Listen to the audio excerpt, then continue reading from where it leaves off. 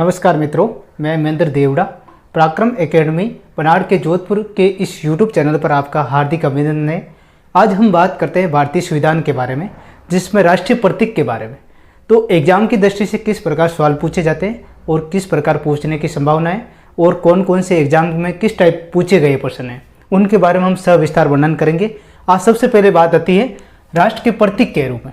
जैसे मान लो राष्ट्र के प्रतीक की बात करना चाहूँगा मैं, तो सबसे पहले राष्ट्र के प्रतीक में राष्ट्रीय ध्वज, उसके बाद राष्ट्रीय चिन्ह के बारे में, राष्ट्रगीत, राष्ट्रगान, ठीक है। उसके बाद में राष्ट्रीय पशु कौन सा है, पक्षी कौन सा है और वृक्ष कौन सा है, खेल कौन सा है, इनके बारे में हम सविस्तार वर्णन करेंगे। तो सबसे पहले हम शुरुआत करते हैं राष्ट्रीय ध्वज के बारे में, यानी नेशनल फ्लैग के बारे में, झंडे के बारे में। तो राष्ट्रीय ध्वज के अंदर किस प्रकार प्रश्न पूछा जाता है। राष्ट्रीय ध्वज हमारा है तिरंगा। कौन सा है? तिरंगा, ठीक है। तो सबसे मेन इंपॉर्टेंट प्रश्न इसमें आता है कि भारतीय संविधान द्वारा किस तारीख को राष्ट्रीय ध्वज के रूप में अंगीकृत किया गया है, स्वीकार किया गया है। यानी भारतीय संविधान सभा द्वारा, भारतीय संविधान सभा द्वारा, भारतीय संविधान सभा द्वारा 22 जुलाई 1947 को संविधान सभा द्वारा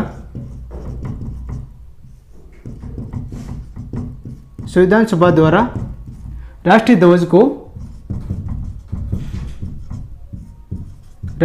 को अंगीकृत किया गया,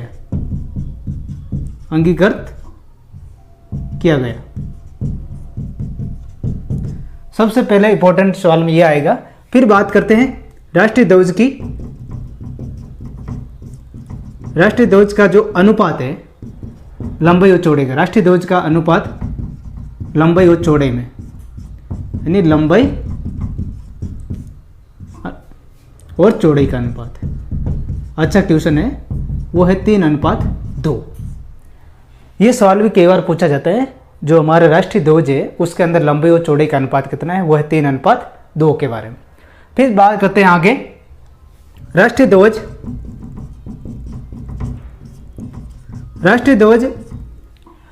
ध्वज के अंदर ऊपर से नीचे की ओर जो रंगों का क्रम क्या है। हमारे राष्ट्रीय ध्वज के ऊपर से नीचे की ओर रंगों का क्रम, जैसे मान लो सबसे ऊपर वाले में आ जाएगा ये कोई फ्लैग के बारे में, ऐसे भी बता दें आपको, चित्र के माध्यम से समझ में जल्दी आ जाएगा। तो कहने का अर्थ ये, इसके अंदर है जो तीलियों के बारे में, 24 तीलियां हैं उसके बारे में, एक चक्र है, मान लो ऐसे नॉर्मल कर दो, ठीक है। तो सबसे ऊपर से नीचे की ओर, अब ऊपर में आ जाएगा आपका केसरिया रंग, केसरिया। सेकंड में आ जाएगा सफ़ेद और 3 नंबर में आ जाएगा हरा रंग, सबसे नीचे वाला।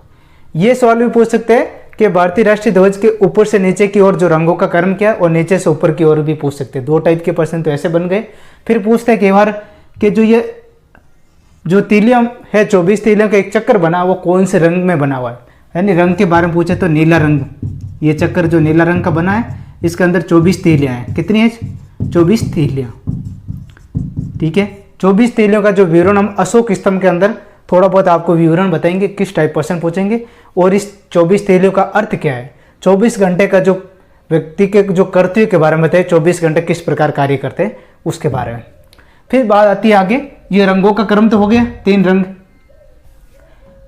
फिर संविधान सभा द्वारा अंगीकृत कब किया था? 22 जुलाई 1947। जो मेन रोल इंपॉर्टेंट पूछने लायक ये होता है राष्ट्रीय ध्वज के अंदर। फिर बात आती है आगे राष्ट्रीय ध्वज के बाद में आता है राष्ट्रीय चिन्ह के बारे में। सेकंड नंबर आपका आएगा राष्ट्रीय चिन्ह। राष्ट्रीय चिन्ह के बाद राष्ट्रीय चिन्ह है जो अशोक स्तंभ, यानी इसके अंदर सबसे पहले करेंगे भारत सरकार द्वारा अशोक स्तंभ, अशोक स्तंभ जो सारनाथ से लिया गया है, सारनाथ से लिया गया है। यानी अशोक स्तंभ जो सारनाथ से लिए गए और भारत सरकार के द्वारा इनको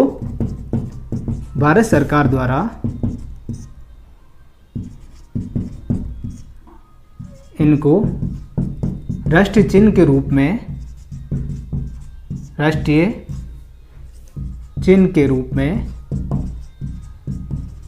में कब स्वीकार किया गया? 26 जनवरी, वेरी इंपॉर्टेंट क्वेश्चन है,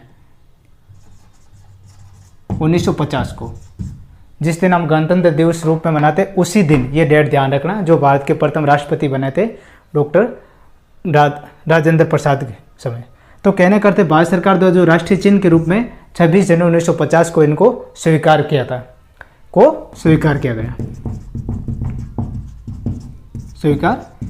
गया। एक तो ये सबसे इंपॉर्टेंट रोल है।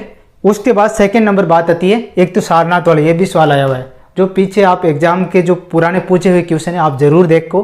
कोई भी चीज़ पर जो आप पढ़ो, आप चाहे संविधान के बारे में पढ़ो, चाहे राष्ट्रीय चिन्ह के बारे में पढ़ो, या कोई भी जो भारतीय संविधान से संबंधित है मटेरियल उसके पढ़ो, तो उससे पहले किस प्रकार क्वेश्चन पूछे गए वो आप देखना जरूरी है।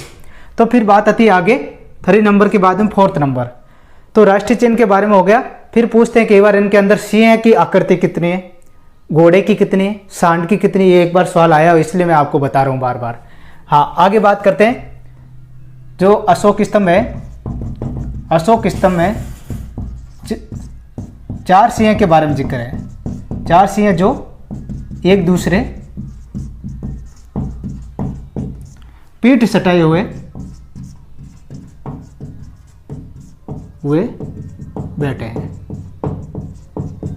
ये जो क्या करता है, साहस एवं निर्भीकता का प्रतीक है। यानी साहस, साहस बोलते हैं ना अपने देश के प्रति, यानी व्यक्ति के बारे में बताया गया है कि साहस, और इनसे हम क्या एक जानकारी है, हमें यह शिक्षा मिलती है कि व्यक्ति को हमेशा साहस यानी वीर होना चाहिए और निर्भीक होना चाहिए, डरना नहीं चाहिए अपने राष्ट्र के प्रति उत्थान के लिए। साहस एवं निर्भीकता, यह भी अच्छा क्वेश्चन है, निर्भीकता का प्रतीक है। ठीक है, उसके बाद बात आती है आगे एक घोड़े के बारे में और एक सांड के बारे में बताया गया है। यानी सबसे नीचे की बात करते हैं, बाईं ओर तो घोड़े का चिन्ह, ये हम अशोक स्तंभ के बारे में बात कर रहे हैं, जो हमारे भारत सरकार द्वारा लोगो है ना अशोक स्तंभ, और दाईं ओर सांड की आकृति है, सांड की आकृति है। ऐसे ही मान लो यहाँ पर जैसे अशोक स्तंभ है तो इस साइड में सांड का है, इस साइड में घोड़े है, घोड़े के बारे में, और यहाँ पर 2 शेर आपस में पीठ सटाए हुए बैठे। तो कहने का अर्थ ये है कि यहाँ पर ये ध्यान रखना आप, दाईं ओर के बारे में सांड का और बाईं ओर है घोड़े का जो, ठीक है, चिन्ह है। तो उसमें सांड से, घोड़े से ये हमें शिक्षा मिलती है कि जो बताते हैं घोड़ा अदम्य साहस, निरंतर प्रगति करना, ये चीज़ एक तो इम्पोर्टेंट में। यानी घोड़े जो क्या करता है, ये संदेश देता है कि हमेशा क्या निरंतर प्रगति करते रहो, दौड़ते रहो। घोड़े की नाल बोलते ना लोग शुभ मानते, घर पे लगाते हैं कि धंधा प्रगति अच्छा चलेगा। अगर व्यक्ति घोड़े की नाल खुद नहीं बनेगा तब तक कुछ नहीं होने वाला है। तो कहने का अर्थ है, सांड की आकृति के बारे में बताया गया। तो सांड क्या है, कृषि प्रधान अर्थव्यवस्था का प्रतीक है, कृषि प्रधान अर्थव्यवस्था का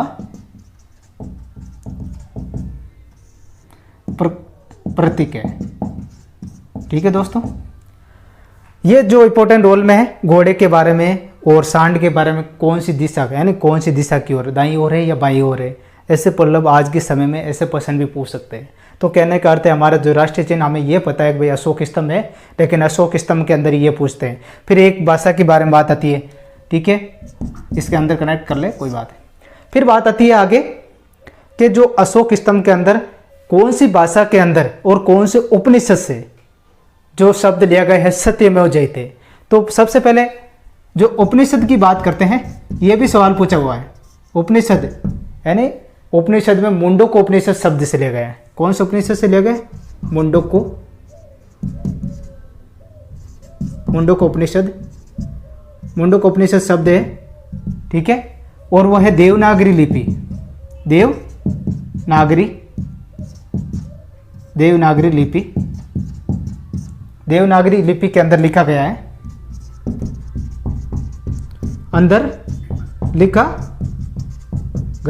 देवनागरी लिपि के अंदर लिखा गया है और वो है लिखा गया है सत्यमेव जयते। क्या लिखा है? सत्यमेव जयते। सत्यमेव जयते का अर्थ क्या होता है? सत्य की हमेशा क्या होती है? सत्य की हमेशा जीत होती है। सत्य की हमेशा जीत होती है। यानी कई बार ये पूछते हैं सत्यमेव जयते का अर्थ क्या है? सत्य की हमेशा जीत होती है। सत्यमेव जयते शब्द कौन सी लिपि से अंगीकृत किया गया है? देवनागरी लिपि में लिखा गया शब्द सत्यमेव जयते और मुंडको उपनिषद से लिया गया है ये शब्द है। ठीक है दोस्तों, इस प्रकार इनमें 3 प्रश्न बनते हैं, वेरी इंपॉर्टेंट प्रश्न है और ये कोई न कोई एग्जाम में जरूर पूछा हुआ एग्जाम्पल है। तो आप क्या करना, इनको बार बार देखते रहना और फिर बात करते हैं आगे इनकी। ठीक है दोस्तों, पहले तो स्क्रीनशॉट ले लेना, फिर बाद में इनकी जो छोटी सी सामान्य जानकारी 1-2 पॉइंट्स वो जरूर देखना। आगे बात करते हैं आगे। ठीक है, अगला इसके बाद में कौन सा प्रश्न बनने के लायक है? तो इसके बाद में ये जो प्रश्न बन गए, अब इनमें जो एक तो 26 जनवरी वाला पूछ लिया और फिर बाद में आती है बात 24 तीलियों की। जैसे मान लो हम ऐसे ही नॉर्मल कर लें, 24 तीलियों के बारे में एक छोटी सी जानकारी दे दूं मैं, आप किस प्रकार प्रश्न पूछे जाते हैं। ठीक है, ये चक्कर है, ये एक नीला रंग का चक्कर है और राष्ट्रीय ध्वज के अंदर सफ़ेद जो रंग की पट्टी है उसके बीच में बनाया हुआ चित्र है। ये भी पूछ सकते हैं। टेक्निकल समय है, आज के समय इतना कंपटीशन है, हर बात पे आपको ध्यान रखना पड़ेगा। ठीक है दोस्तों, फिर आती है बात जो तीलियों की और इस चक्कर की। अब इस चक्कर में जैसे मान लो कोई भी शब्द है तो 24 घंटे का प्रतीक है। ये जो चक्कर हमें 24 घंटे का प्रतीक के रूप में जानते हैं। जैसे संयम रखना, सेकंड नंबर संयम के बाद में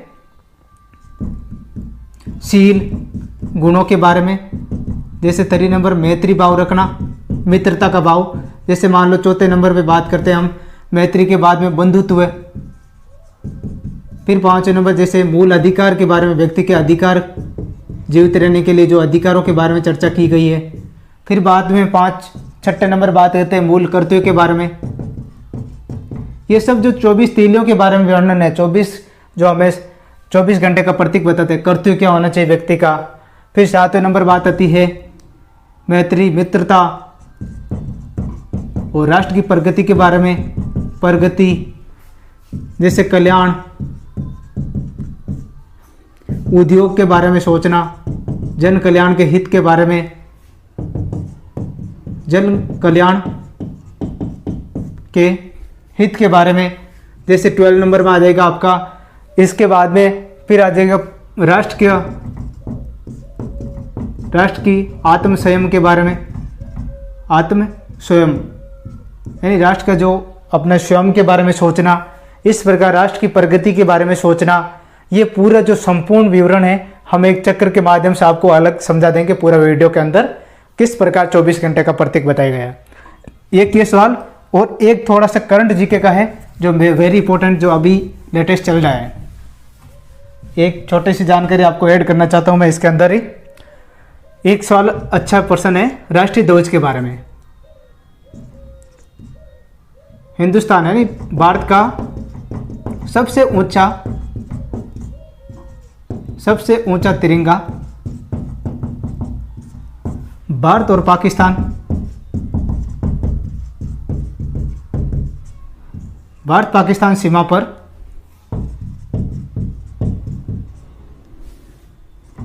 अटारी जगह है, अटारी, जहां पर 5 मार्च 2017 को 350 फीट ऊंचाई पर फहराया गया। कितना ऊंचा है? 350 फीट ऊंचा।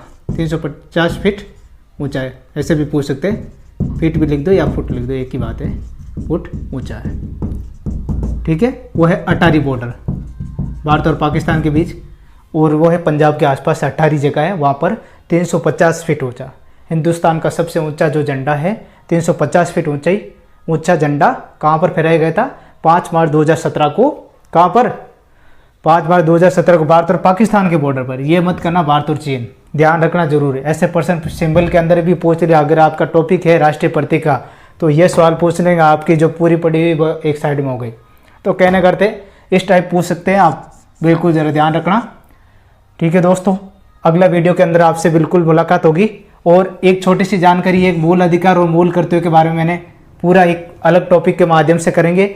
जो मूल अधिकार के अंदर हमने इनके बारे में हम जिक्र करेंगे। जो भाग 3 अरे संविधान के जो 22 भाग है उसके भाग 3 के अंदर मूल अधिकारों का संपूर्ण विवरण मिलता है हमें जानकारी, और अनुच्छेद 12 से 35 के बीच में मूल अधिकारों का संपूर्ण विवरण मिलता है। तो कहने का अर्थ ये है, जो ये छोटे छोटे इनके पॉइंट्स हो गए पूरे वीडियो के अंदर हम चर्चा करेंगे। ठीक है दोस्तों, वीडियो को लाइक कमेंट शेयर जरूर करें, और पराक्रम एकेडमी के इस परिवार के बारे में आपका हार्दिक अभिनंदन करते हैं हम, और उज्जवल भविष्य की कामना करते हैं। आगे हम वीडियो और बार बार कंटेंट डालते रहेंगे। आपको कैसा लगा वीडियो जरूर कमेंट बॉक्स में हमें बताएं। धन्यवाद मित्रों, जय हिंद जय भारत।